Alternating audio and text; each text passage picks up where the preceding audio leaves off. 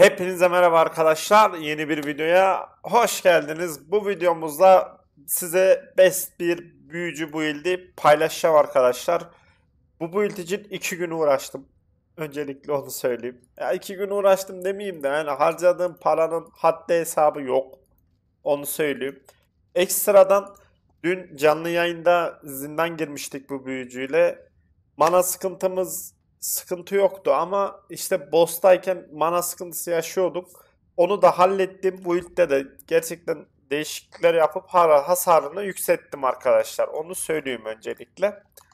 Ve kanalıma abone olmayı, videolarımı beğenmeyi unutmayın arkadaşlar. Bir de ekstradan bugün benim doğum günüm. Onun için abone olursanız sevinirim. Teşekkür ederim. Cansınız. Şimdi hemen başlayalım. Bu ilde detaylı bir şekilde anlatacağım ama önce bir zindan dönelim. 60. kademe piti döndüm arkadaşlar. Onu öncelikle söyleyeyim. Video uzun olmasın diye normal 96. kademe bir zindan giriyorum şimdi. Onu söyleyeyim şimdiden. Allah. Bu arada tamamen Rogue'a geçeceğiz. Hedefimiz pit 200 Rogue'da. Rogue'da yavaş yavaş topluyorum. Şu anki hali güzel ama eksikleri çok. Onu halledeceğiz inşallah. Gün akşam da 8'de yayındayız. Yayına da buyurun gelin. Beklerim arkadaşlar. Şimdi şöyle bu build'in her şeyini sizlere anlatacağım. Öncelikle onu söyleyeyim.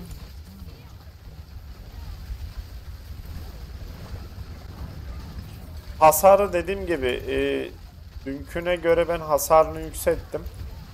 Dün yayındaki arkadaşlar bu build'i gördüler. Hani mana konusunda şöyle bir değişiklik yaptım. Dün hiç manamız bitmiyordu. Dediğim gibi boss'ta biraz sıkıntı yaşadığımız için şey yaptım ben de. Yani her yetenek kullanımında mana kazanımı diye bir aspekt var. Onu kullandım. Hem boss keserken de her yetenek kullandığımızda manamız bitmeyecek. Ekstradan ben konuşurken dikkatimi veremiyorum şu oyuna. Pardon. Dikkatimi veremiyorum. Gittik oturttu bize üstümüze. O yüzden manayı o şekilde hallettik. Onu da açıklayayım. Tınt tınt.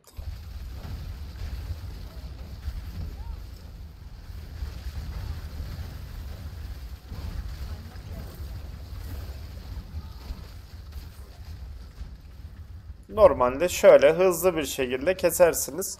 Dün gerçekten güzel bir gündü ya. İyi bir yayın oldu dün. Rock çok fena arkadaşlar. Yani Rock bir şey değil mi? Rock ya. Net.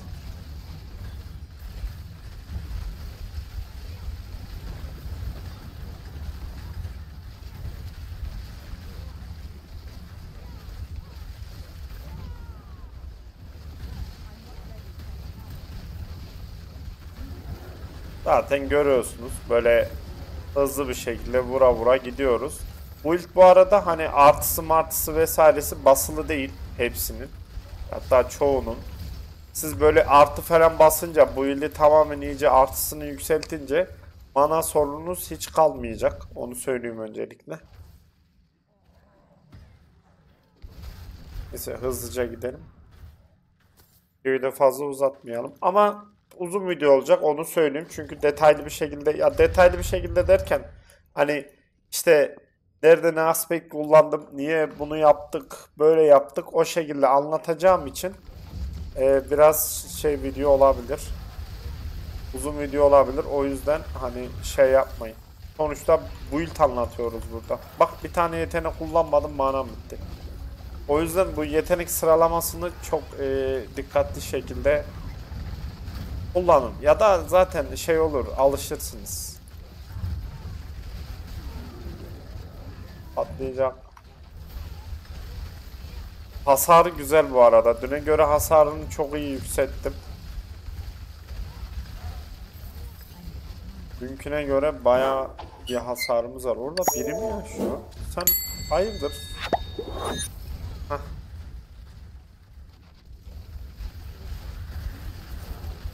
Zaten dünkü yayına gelen arkadaşlar şimdi boss'ta görür hem hasar farkını hem mana sorununu hallettiğimizi.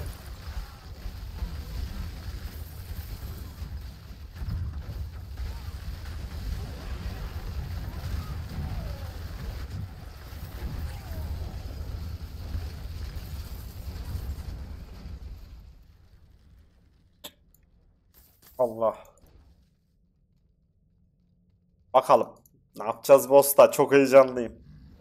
Ananı gelen boss'a bak.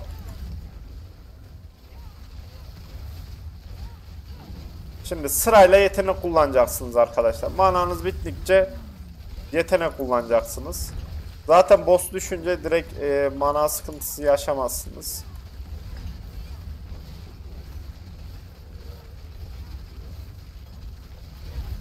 Ananı. Dün var ya, dün yayında ne kadar uğraştık şu boss'a. Yani gerçekten görmeniz lazımdı. İşkence çektik bildiğin. Ama mana sorununu da hallettik arkadaşlar. Şu an her şey mük. Bu kadar. Dur lan. Hah, tamam, elimi bıraktıydım. Dün gerçekten çok uğraştık. Gelen arkadaşlar bilir. Onu da hallettim. Şükür.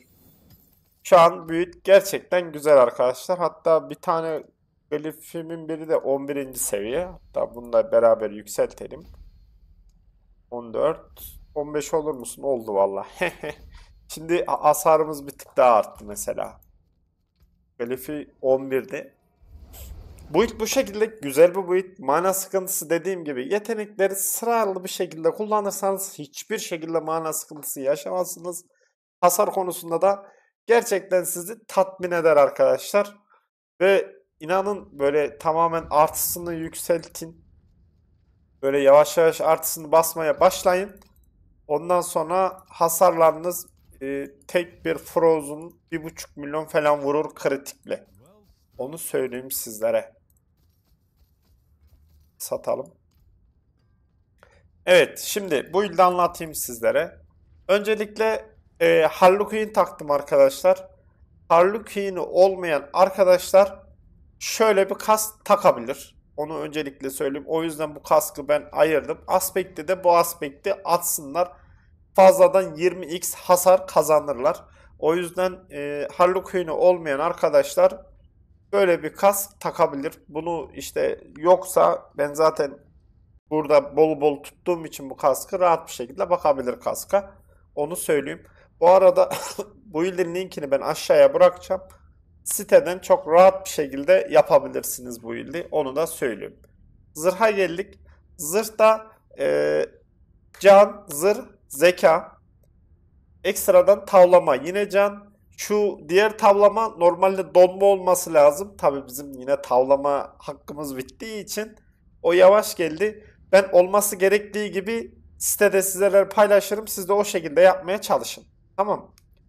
Şimdi buradaki aspektimiz ise kitle kontrol atkısında altındaki düşmanlar ve savunmasız düşmanlardan daha az hasar alıyoruz arkadaşlar. Hayatta kalmak için. Eldivenimiz ise zeka, saldırı hızı, donmuş küre. Bu arada donmuş küreyi kesinlikle getirin eldiveninize. Onu söyleyeyim sizlere. Ekstradan yakındaki düşmanlara hasar. 2 saniyeliğine dondur. Aspektimiz ise bir bariyerimiz varken, ki keza sürekli bariyer basıyoruz burada. Bariyerimiz varken arttırılmış hasar veriyoruz. Bu eldiven tam eldiven, yani full oran eldiven arkadaşlar. Gelmesi gereken özellikler var. Gerçekten güzel. Tibalt zaten. Tibalt anlatmaya gerek yok hasar için. Ondan sonra Esu'nun yadigarları. Bu da aynı şekilde hem kritik vuruş hasarı için hem de hasar için. Geldik değneğimize.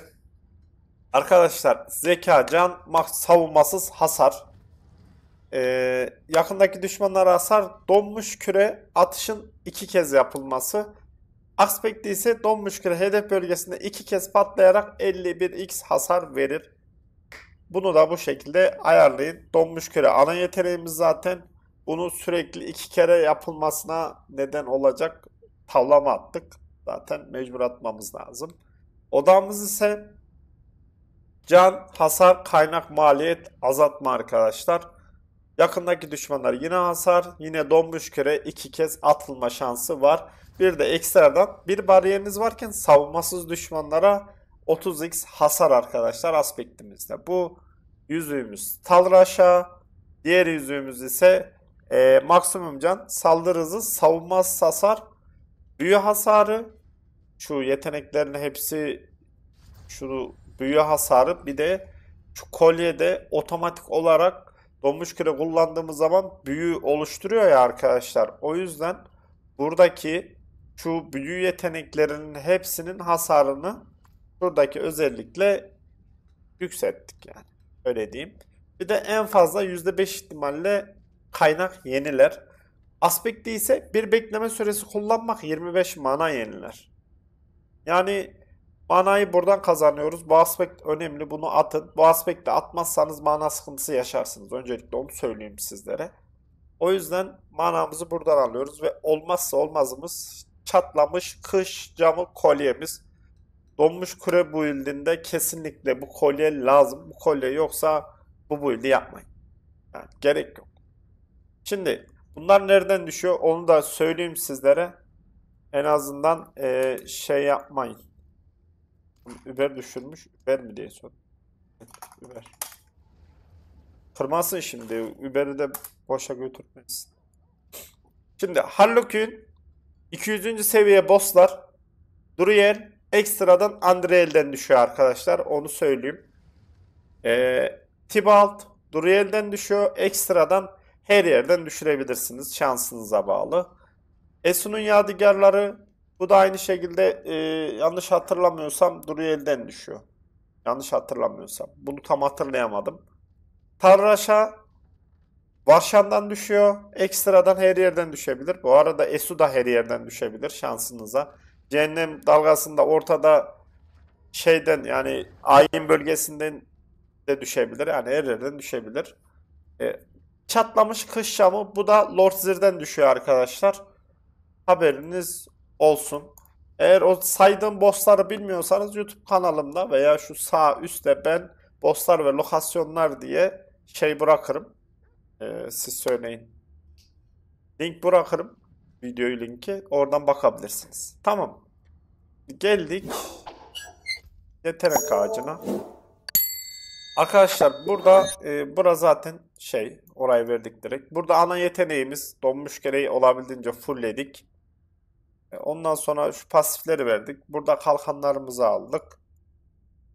Burada büyü yeteneklerine olabildiğince katkı sağladım. Yani şöyle, çünkü biz donmuş küre kullandığımız zaman bu kolye sayesinde otomatik büyü yeteneği oluşturuyoruz ya arkadaşlar.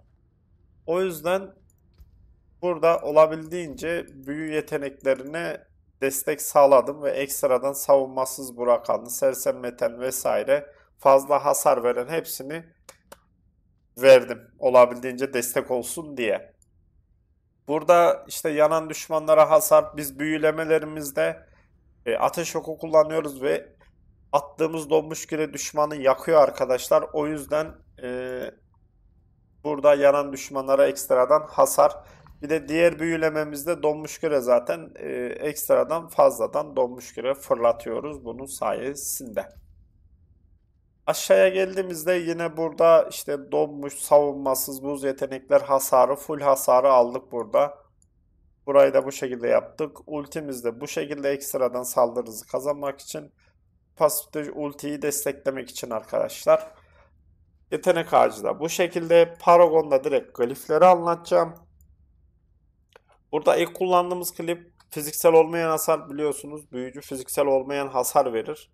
Ekstradan tüm elementlere hasar çıkartıyoruz bu glifle beraber. Burada buz çağlayanı açtım. Soğuk yetenekleri savunmasız düşmanlara 15x arttırılmış hasar verir. Buradan da yine hasar aldık. Burada yine aynı şekilde işte soğutma ya da dondurma uygulandığında düşmana en fazla %18x olacak şekilde hasar aldık. Diğer sayfamızda ise soğuk kader, savunmasız düşmanlar yine aynı şekilde hasar arkadaşlar.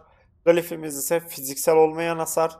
Tamamen biz fiziksel olmayan hasar vurduğumuz için Burada da yine aynı şekilde fiziksel olmayan hasar ve tüm elementlere deş. Bir de etkin bariyerimiz varken hasar azaltma kazanıyoruz. Bildiğiniz üzere artık zırhta 9200 zırhınız olsun yeter arkadaşlar.